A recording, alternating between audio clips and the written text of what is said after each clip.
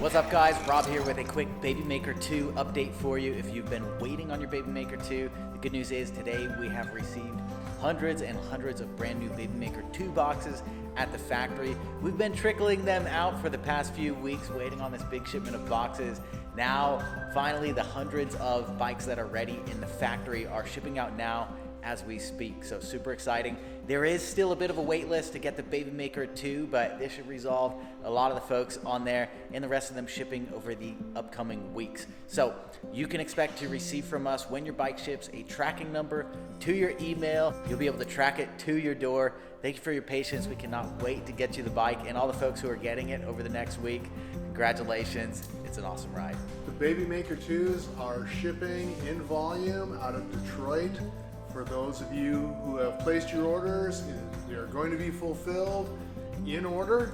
Get excited. Warm weather's coming. Your Babymaker II is coming. It's going to be a fantastic year. Woo!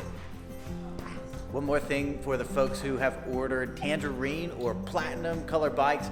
Those had a later shipping date than the other colors.